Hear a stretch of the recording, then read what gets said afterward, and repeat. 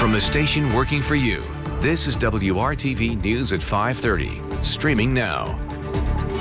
Now at 5:30, testing is key in stopping the spread of coronavirus. Millions of rapid tests are heading to Indiana, but their accuracy has been questioned. What one local medical expert has to say. Lindsay. Topping our lineup, some places are reducing the 14-day quarantine for COVID. What's behind the move and who this could work for. Next year, the U.S. will set another record, this time for the fewest refugees allowed into the country. We're looking at the impact refugees already in the U.S. say the limit will have on communities.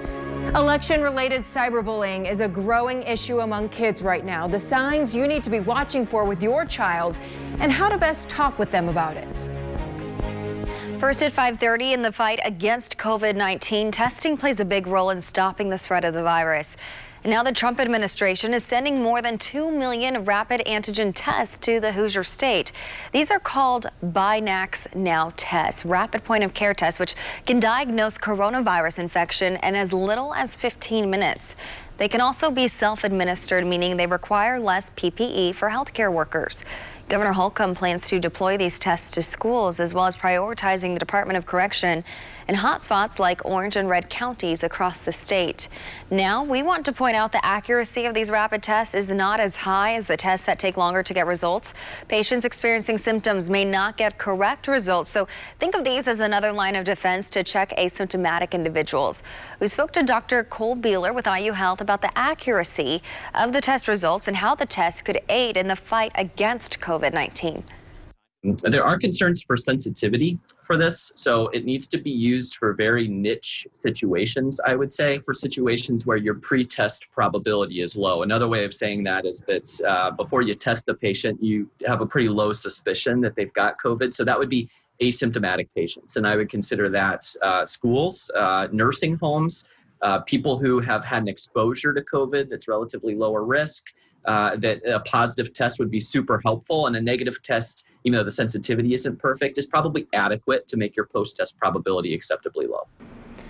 Both Dr. Beeler and the Department of Health and Human Services stress that COVID tests are only a snapshot in time, and they do not replace social distancing and mask wearing.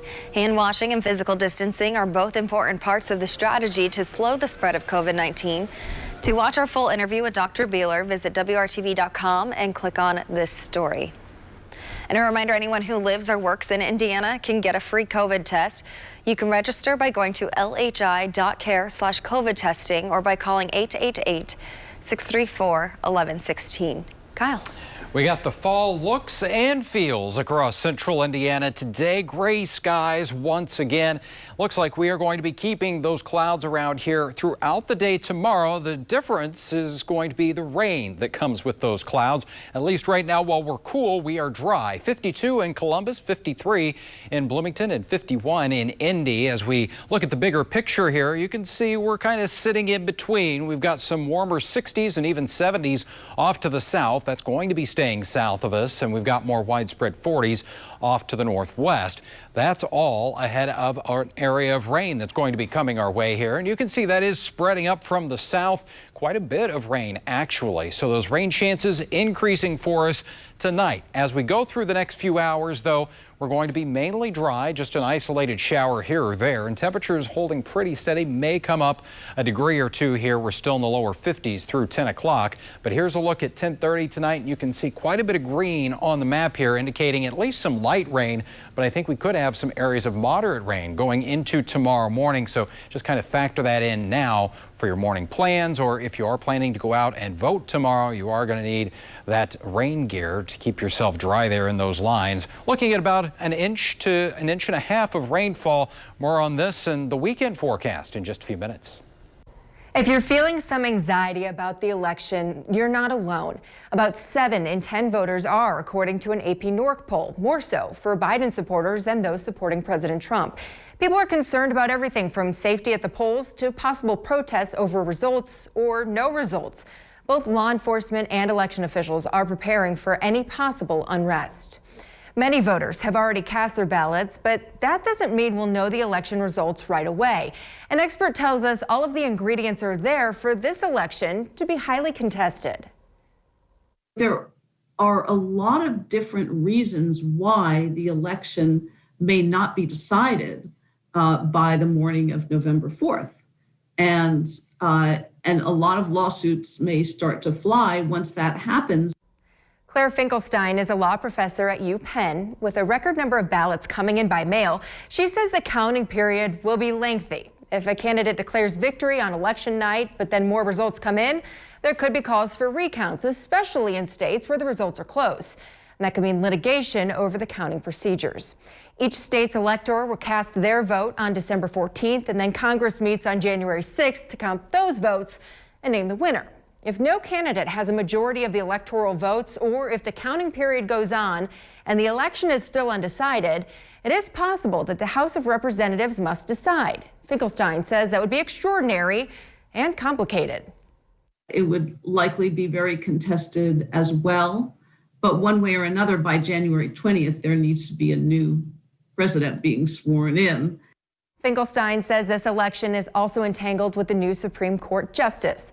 Like for Pennsylvania, which could now see a new decision on allowing mail-in ballots received up to 3 days after Election Day. The Supreme Court could also be involved in recounts, as what happened in Florida in 2000.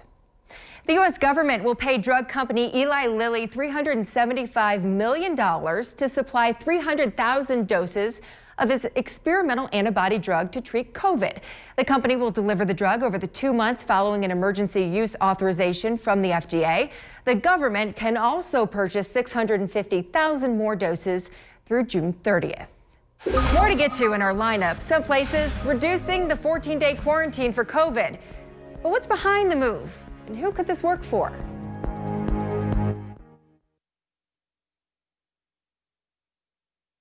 Several countries have started shifting to a shorter quarantine recommendation. Places like France are now telling COVID patients to quarantine for 7 days instead of 14. Other countries like Spain, Belgium, and Germany are having people quarantine for 10 days. The idea here is that a shorter quarantine is better than no quarantine at all. Some people may find it difficult to self-isolate, and because of the long period, they may not attempt to do it. You have a job that requires you to be there, then you're going to miss 2 weeks worth of work. Now, even if you have a job with really good benefits where, you can take sick leave and they can accommodate that, even in that situation, that's going to be difficult for most people. Another idea that supports this is that many people will not need the full 2 weeks to develop COVID symptoms. The Association of State and Territorial Health Officials says the vast majority of people are showing symptoms within 4 to 6 days. They do say that the downside to shorter quarantine is that there is a possibility they will miss some people who start showing symptoms later on. Utah is one state that has approved a shorter quarantine period under certain guidelines. The governor there has allowed students to return to school after 7 days of quarantine if they have not shown symptoms, specifically for students who were wearing a mask and were at school when they were exposed. Some more states are also considering a shorter quarantine time for children in grades K through 12. They tend to be asymptomatic or have very mild symptoms. So there's not a danger for the most part, there's not a danger to the children themselves. The CDC is currently looking at shorter quarantine periods for college-age students. Depending on what they find, the CDC may be able to issue new guidance on self-isolation periods to get states on the same page. Next in our lineup, the U.S. will set another record next year, this time for the fewest refugees allowed into the country. We're looking at the impact refugees already in the U.S. say that the limit will have on communities.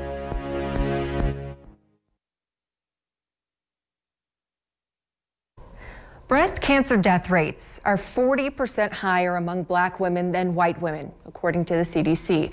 Stephanie Stone introduces us to one woman hoping to use her voice and her story to change that number. Live from my chemo room. I'm all dressed up and no place to go. Armed with her superhero strength, Suzette Simon is taking social media by storm, filming things like live from chemo. I'll do a dance duet, but then at the bottom I'm saying, yeah, I'm dancing, but I want you to know, like 40% of Black women that get cancer die from it. For Suzette, this fight is personal, and it started 30 years ago. I don't think she had an advocate, and I think that that's part of the reason why I do this because she didn't have an advocate. She's talking about her mom, Aileen, who had no health insurance and died alone in a New York public hospital at the age of 62. Now that I'm going through my own cancer, I want to use it to advocate for others. And I want to use my superpowers. You know, I come from television. My background is comedy. And so I think I have superpowers that I want to make people happy. I want to make people laugh. Suzette was diagnosed in January of this year and has decided to put her creativity and energy on the internet and hopes to educate and empower Black women. The CDC states that breast cancer is found earlier in white women and that the number of cases are higher among Black women who are younger than 60 years old. Can you address why it is that these disparities exist in healthcare? I would believe that trust has something to do with it. So in the current workforce, diversity among physicians it's limited, and so there are people when you want the individual who's caring for you and trust them when they look like you. Has this breast surgeon ever worked with Black women? You know, so it became sort of the journey. It's like I was not going to be my mom. You know, I was not going to be the one, you know, in the hallway trying to get help. You know what I mean? I was not going to be that person. The hashtag Strong Black Boobs lives on, she says, through smiles and joy, even in pain. And just laughing through some of the most difficult time of life. I'm Stephanie Stone, reporting. Some disappointing news for kids in Fishers. Fishers Park says out of an abundance of caution, Saturday's Boo Bash is canceled due to rising cases of COVID-19 in Fishers. Boo Bash was planned to be a socially distanced trick-or-treat trail. Kyle. Well, the forecast as we get into Halloween looks like it will be pretty nice there. Still on the cool side, but should be dry here across central Indiana. Hopefully we can clear out some clouds between now and then. I think we'll do that, just not anytime soon. And why not check out the view and brighten things up a little bit with the Brown County Leaf Cam here. That fall foliage, some nice shades of red out there for us this evening. Temperature-wise, 51 in downtown, 53 for you in Bloomington. You see some cooler numbers coming in across the northern third of the state, just 48 degrees right now in Peru. And those numbers should hold fairly steady here as we go through the next several hours with clouds. Maybe a couple of showers through about 10, 11 o'clock. And then overnight tonight, the rain chances will become a little more widespread for us. Chilly rain with temperatures dropping back into the 40s. Here's a look at TrueCast as we go around midnight tonight. You can certainly see from central southern locations more of the steady rain. Very light spotty showers, I think, for northern locations at that point. We get to 6 o'clock tomorrow morning and a band of some light to moderate rainfall. Not out of the question here. So that again could slow down the morning commute just a little bit. Lunch hour, still going to be dealing with this rain. So you get the idea. It's fairly widespread for us as we go into the afternoon, drying out in northwestern communities, but still much of central Indiana dealing with that wet weather until we get to about 7, 8 o'clock tomorrow night. How that all adds up. Areas from Bloomington, Columbus areas south of there could see an inch to possibly 3 inches in a couple of spots. So that's why the flood watch for you, about 1 inch to 1.5 inches around Indianapolis. And it will be a little breezy with those cooler temperatures and rain around. We'll have those winds out of the north and northeast around 15 miles per hour and temperatures that may not make it out of the 40s across much of central Indiana. We'll do the same thing on Friday, although I think we'll see a little sunshine there. Weekend ahead, going to keep it cool, a little windy again on Sunday. Temperatures start to moderate, though, into early next week. Lindsay? America has, for decades, offered refuge to people escaping persecution and war in their home countries. But the U.S. is limiting the number of refugees it will admit in 2021 to 15,000. That's a record low. Alexa Liaco found how the cap impacts people already in the U.S. Mohammed is most at home in the kitchen. The smell of homemade recipes taking him back to the best parts of his childhood. A childhood cut short by violence and unrest in his home country, Syria. Wherever you're walking, you're not safe. That was really scary for me and my parents and everyone who was in Syria. The Arab Spring forced his family to flee their home in Damascus. We rent an apartment in the other city and we come back to our house, and we don't find a house. We find it clear.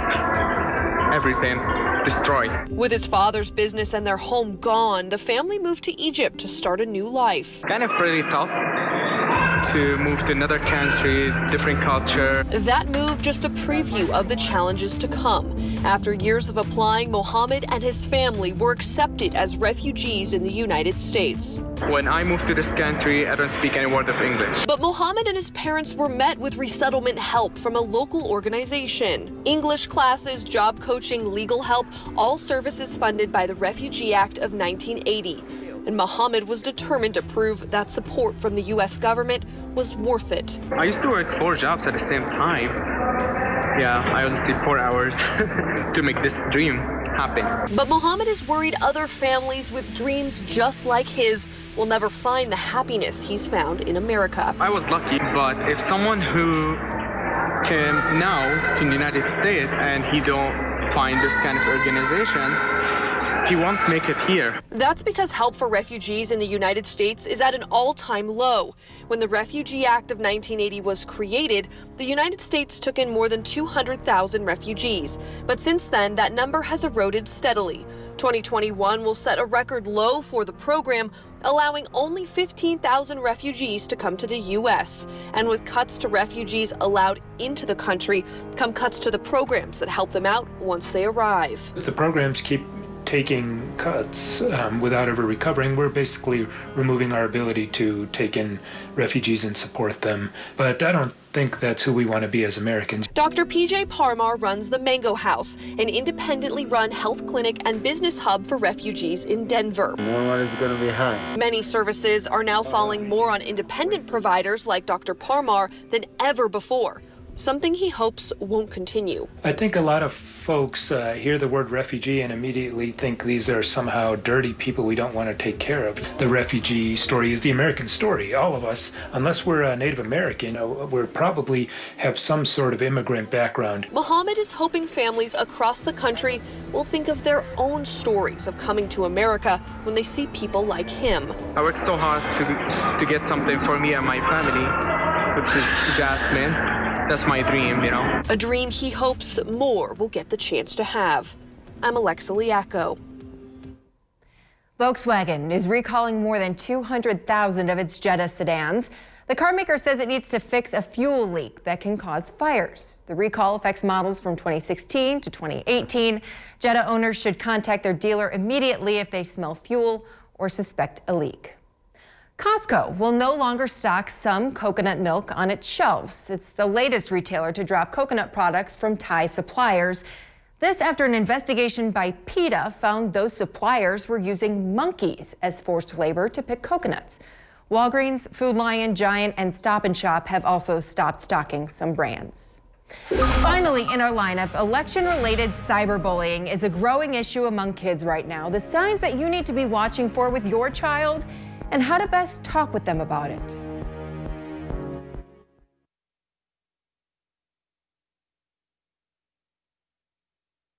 Cyberbullying among kids related to the election is a growing problem right now. And with how divisive things are, there are concerns this won't be going away after the polls close next week.